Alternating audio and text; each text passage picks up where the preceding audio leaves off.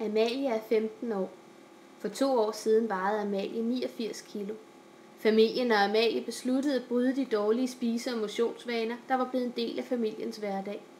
Amalie begyndte at spise mere fiberrigt, flere grøntsager og fravalgte kager, slik og sodavand. Samtidig startede hun med at motionere mere. Cyklede i skole, gik længere ture med hunden og begyndte at gå i svømmehallen hver weekend. Amalie tabte sig og vejer i dag 65 kilo. Amalie er en del af den kultur, som er blevet et kendetegn for Vesten. Vi spiser for meget. I Danmark taler man om, at vi er ramt af en fedmeepidemi, fordi halvdelen af befolkningen er overvægtige.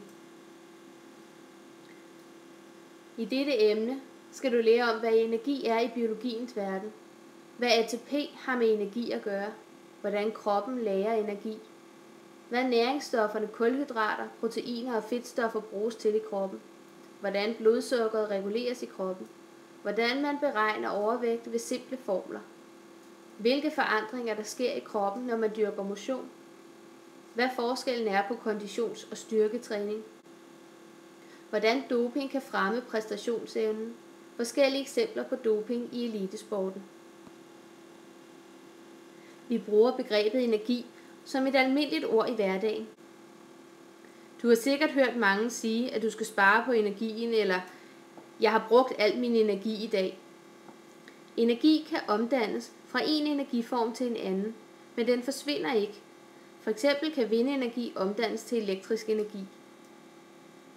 Blandt levende organismer er energiforbruget særligt knyttet til processerne fotosyntese og respiration. 2 vigtige processer, der henholdsvis opbygger og nedbryder organisk stof som kulhydrater. Kulhydrater er levende organismers vigtigste energikilde. Alle levende organismer er afhængige af kulhydrater for at kunne udføre de livsvigtige processer, der foregår i cellerne. Når kulhydrater nedbrydes, bliver energien i kulhydraterne omdannet til et energirigt stof, som cellerne kan anvende. Alle dyreceller har brug for energi. Energien til cellerne kommer fra næringsstofferne, som dyrene spiser. Det er særligt kulhydrater og fedtstoffer, der leverer energi til kroppen. Energien findes i de kemiske bindinger, der er mellem de enkelte molekyler i kulhydrater og fedtstofferne. Når næringsstofferne i en respirationsproces nedbrydes til kuldioxid og vand, frigøres energien til en slags energitransportør. Den kaldes ATP. I ATP bliver al energien samlet i særlige kemiske bindinger, der indeholder meget energi. Energitransportøren ATP har den særlige egenskab, at den kan overføre energi i bindingerne direkte til cellen. Vekselvarme dyr som padder og krybdyr bruger mindre energi end ensvarmede dyr som fugle og pattedyr. De ensvarmede dyr bruger især meget energi på at opretholde en konstant kropstemperatur. Varmeenergien dannes, når maden nedbrydes og omdannes til nye stoffer.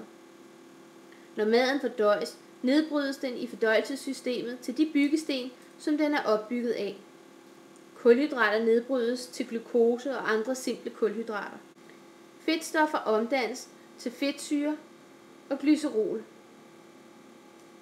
Proteiner nedbrydes til aminosyre. I tyndtarmen optages næringsstofferne i blodet. Heraf fordeles de rundt til kroppens mange celler.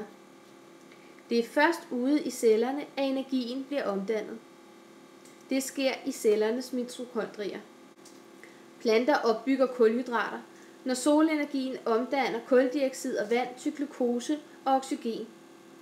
Men for at plantecellerne kan bruge energien i glukose, skal energien laves om til ATP. Det sker i planternes mitokondrier.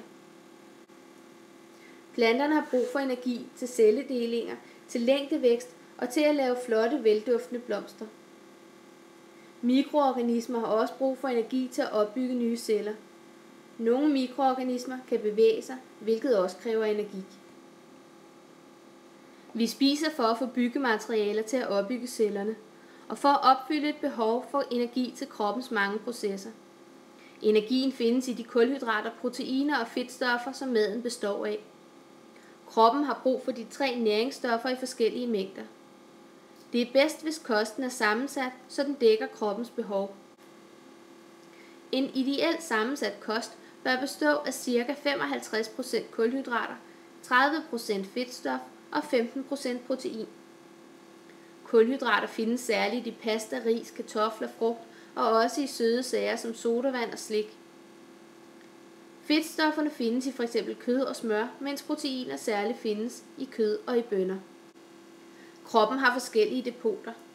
Den kan lagre overskydende næringsstoffer, som kroppen ikke har brug for lige efter måltidet. Kulhydrater oplæres i leveren og musklerne.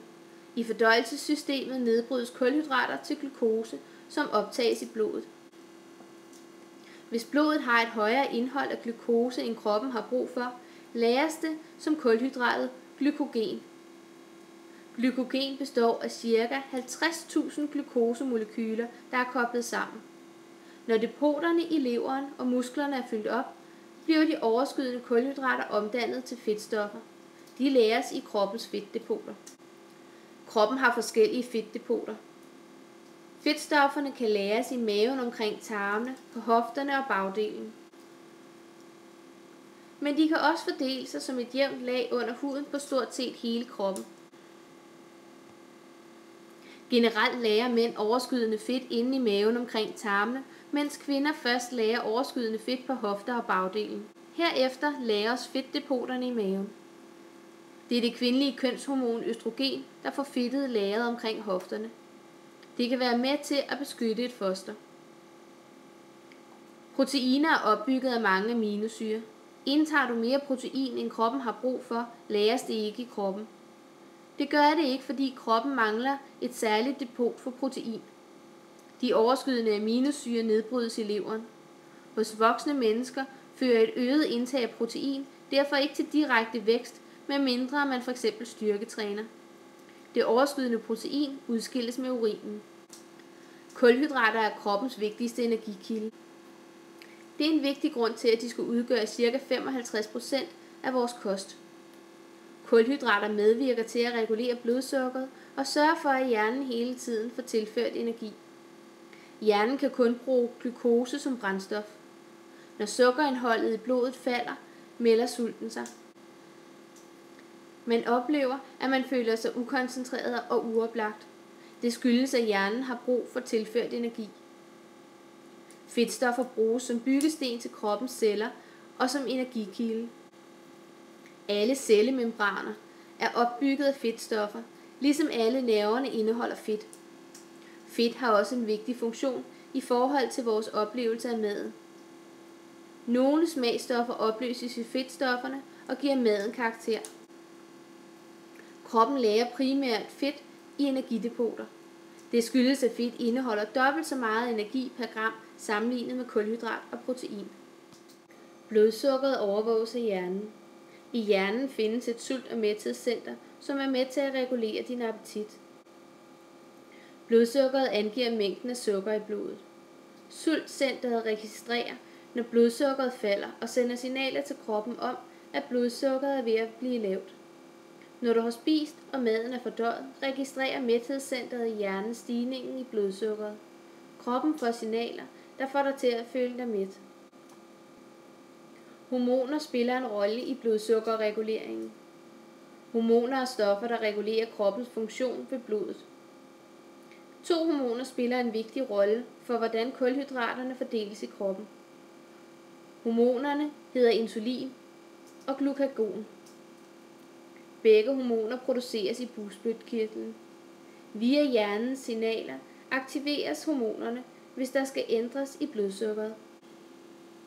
Insulin og glukagon sikrer, at blodets glukosekoncentration er nogenlunde konstant mellem måltiderne. Det er vigtigt, fordi hjernen er afhængig af en konstant glukosekoncentration i blodet. Hjerneceller kan hverken oplære glukose eller forbrænde fedt. Når blodsukkeret er lavt mellem 2 måltider, registreres det i hjernen. Hjernen sender signal til bugspytkirtlen om, at det skal frigive glukagon. Hormonet føres til leveren via blodet. I leveren stimulerer glukagon omdannelsen af glykogen til glukose. Glukosen frigives til blodet, og blodsukkeret stiger. Spiser man ikke med det samme, kan man opleve, at sultfornemmelsen forsvinder igen. Det skyldes, at man tærer på glukosedepoterne i leveren. Når man spiser igen, stiger blodsukkeret, og hjernen sender besked til bugspytkirtlen om, at den skal producere insulin. Insulin er nødvendigt for, at cellerne kan optage glukosen, der er i blodet.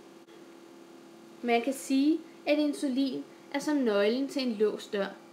Når insulin er til stede, kan cellerne optage glukose og omdanne det til ATP.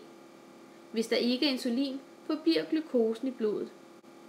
Er der mere glukose i blodet, end cellerne har brug for, oplagres det som glykogen i leveren og muskler. Kulhydratholdige fødevarer giver forskellig stigning i blodsukkeret. Nogle mennesker producerer ikke nok insulin og har for meget sukker i blodet. De har sukkersyge. Det kan være farligt, fordi kroppen belastes. En alvorlig følgesygdom ved sukkersyge er åreforkalkning. Det giver øget risiko for blodpropper i hjertet. Sukkersyge kan både være medfødt eller opstå på grund af en usund levevis. Man bruger ofte ren glukose som reference ved en værdi på 100. Andre fødevarers blodsukkerstigning måles i forhold til ren glukose. Et æble giver f.eks. et blodsukkerstigning på 38, mens kogt pasta giver en blodsukkerstigning på 78. Det kan være en fordel at spise fødevarer, der giver lave blodsukkerstigninger. Det skyldes, at det så er lettere at holde blodsukkeret stabilt. Et stabilt blodsukker gør, at man ikke så let fristes til at spise sukkerholdige fødevarer. Der er en stigende interesse for sundhed og motion. I aviser og blade er der mange sunde madopskrifter og artikler om kost og motion, og der vises mange livsstilsprogrammer i tv. For at undgå at blive overvægtig, skal energiindtaget i maden svare til kroppens energibehov. Energi måles i enheden kilojoule. For hver gram kulhydrat og protein vi fordøjer, tilføres kroppen 17 kilojoule. Fedtstoffer indeholder omkring dobbelt så meget energi, det vil sige 1 gram fedt giver 38 kilojoule. Alkohol indeholder også meget energi, da 1 gram indeholder 30 kilojoule. Energibehovet varierer gennem livet. I barndom og puberteten har kroppen brug for meget energi i forhold til kropsvægten på grund af den øgede højdevækst og udviklingen i kroppen. I puberteten har man brug for omkring 900-1200 kJ per dag. Mænd har generelt større energibehov end kvinder. Det skyldes, at mænd har en større muskelmasse og mindre fedtvæv end kvinder. Muskelvæv har en større forbrænding end fedtvæv og derved et større energibehov. I hvile bruges ca. 4 kJ per kilo kropsvægt per time. En person, der vejer 60 kg, forbruger altså 240 kJ per time. Det er den mængde energi, der altid skal være til rådighed for, at kroppen kan opretholde livet. Energiforbruget varierer alt efter, hvor hårdt du belaster kroppen med fysisk aktivitet. Går du f.eks. en tur i et langsomt tempo, forbrænder du 840 kJ per time. Yder du alt, hvad du kan, forbrænder du ca. 6050 kJ per time.